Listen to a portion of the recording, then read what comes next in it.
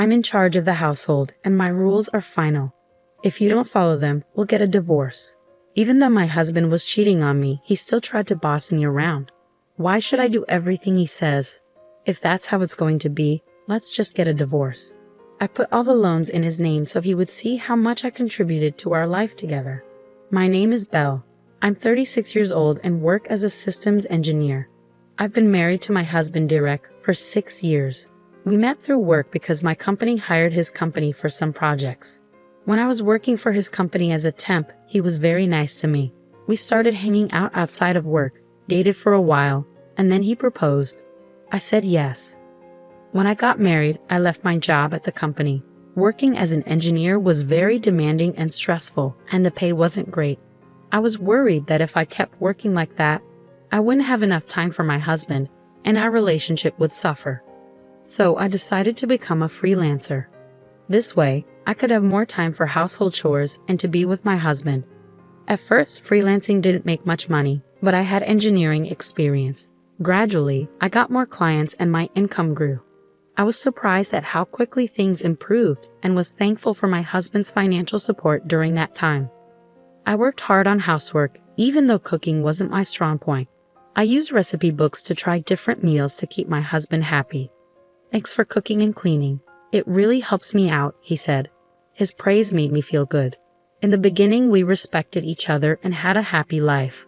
But after a few years, my husband suddenly suggested, "Isn't it time for us to get a new house?" Huh? A new house? I was shocked when my husband brought it up. He's not the type to save money. "Well, shouldn't we save a bit more first?" I asked. "What are you talking about? I earn a good income, don't I?" Yeah, but we haven't had any financial issues since we got married," I said, even though I wanted to mention that it was because of my income too. Although he gave me money for household expenses, he always used up his own allowance before payday. So I saved as much as I could from my own freelancing income and added it to our budget. That's how we managed to live comfortably without any financial problems. I was thankful for his income when we first got married, which is why I didn't tell him that my freelancing income had grown. I didn't want to hurt his feelings by revealing how much I was actually making. Even if I felt like we might have spent too much, our lifestyle hadn't changed. I realized my income had probably increased and wondered if my husband didn't fully understand his own finances. I was surprised by his excitement about building a new house, and I didn't know how to stop him. "What kind of house are you thinking of?" I asked, trying to find a way to build something affordable while considering his preferences. But he kept adding more and more features. "If we want to include all of these, the house will be very expensive," I said. "It's not a big deal. It's a once-in-a-lifetime purchase, and my income should cover it, right?" he replied. I was puzzled about how he came to that conclusion. I regretted not telling him about my increased income and decided it was time to do so to help him understand. "Direct, about the household expenses, I actually contribute a significant amount from my income too," I said. For some reason, he didn't believe me. "Come on, don't be so slow about this." "I'm not lying," I insisted. I wanted us to buy a more affordable house, but my husband didn't listen. He used his salary to take out a loan for a house that was stretching our budget. At first, I thought we were managing our money well, but over time, his spending got out of control. He started buying expensive clothes and watches and went out drinking every night with his colleagues.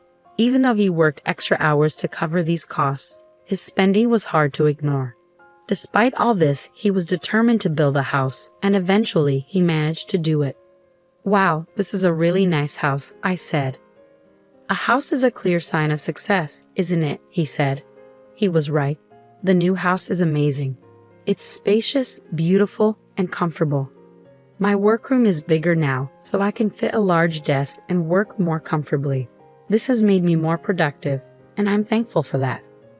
But I'm still anxious about our monthly mortgage payments.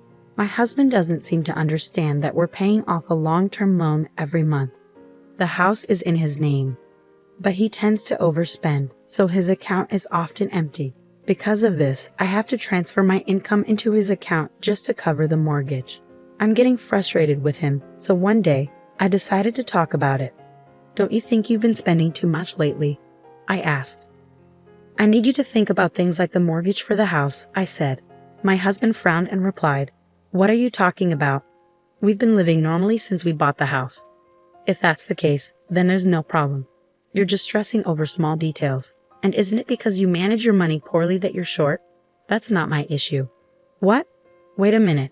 I'm always trying to save money from the daily expenses with the money you give me, and I'm also using my own earnings to cover the mortgage and other costs.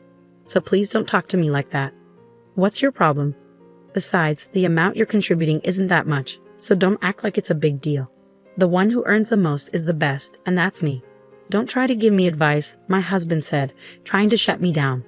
I was shocked by how my husband had changed. He used to be kind and caring, but now our relationship felt strained. We barely talked, and sometimes we didn't even greet each other. He worked overtime more than ever and came home late at night. I started to question if it was okay to continue living like this. We were just coexisting under one roof without meaningful conversations. Maybe it would be better to get a divorce. But if there was a chance to fix things, I wanted to try. After thinking it over, I decided to take the first step and reach out to him. But my efforts were crushed when I saw him in town one day. I had gone out to buy a birthday gift for a friend. It was a weekday, so my husband should have been at work.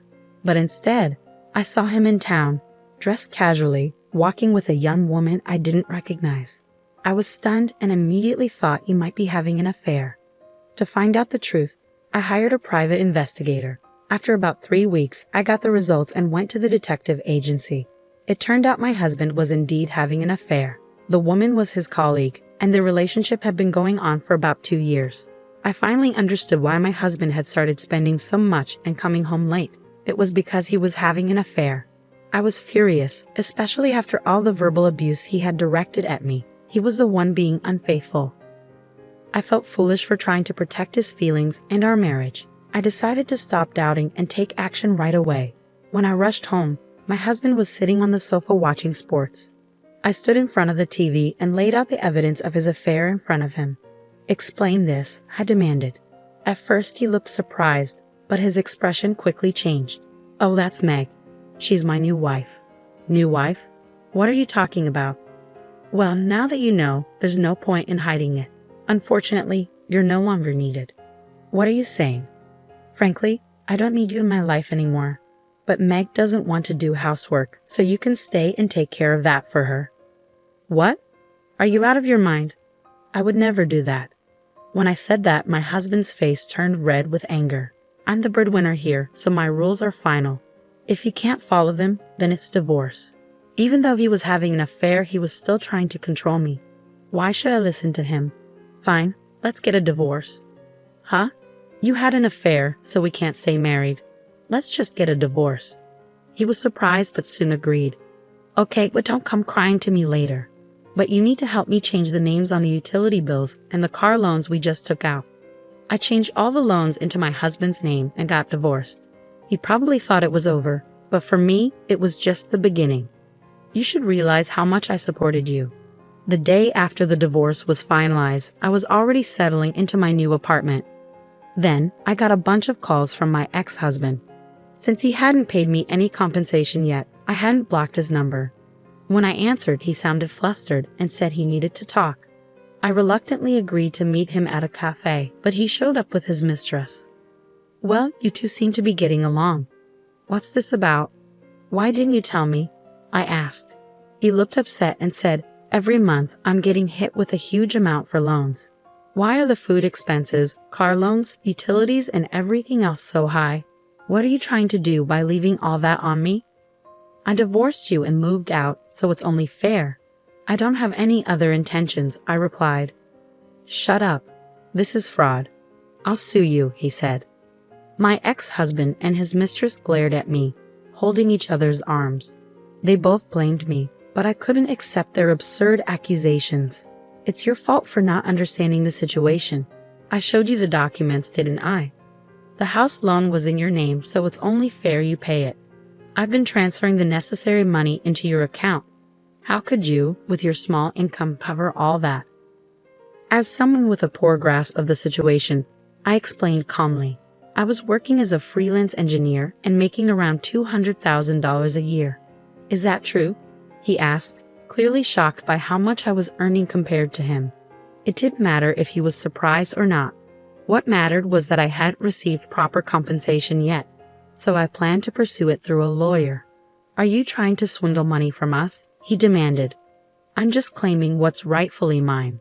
"I'll also be making claims against your mistress," I said. I received compensation from both of them for the emotional distress they had caused me. My ex-husband's mistress was devastated to find out he wasn't using his own money to pay for the loan. The next day, she disappeared from his life. Their affair ended just like any other when the money ran out.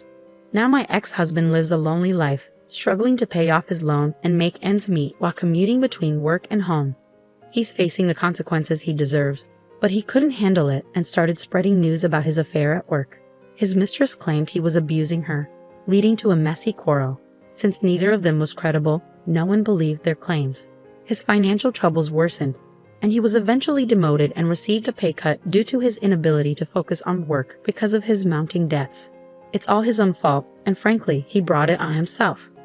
As for me, I was nervous at first when I moved into my new high-rise apartment, but now I'm enjoying my life here.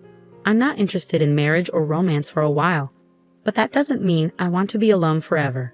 If I meet someone in the future, I hope we can build a supportive relationship based on what I've learned from this experience. For now, I'm focusing on working hard and making the most of my time for myself.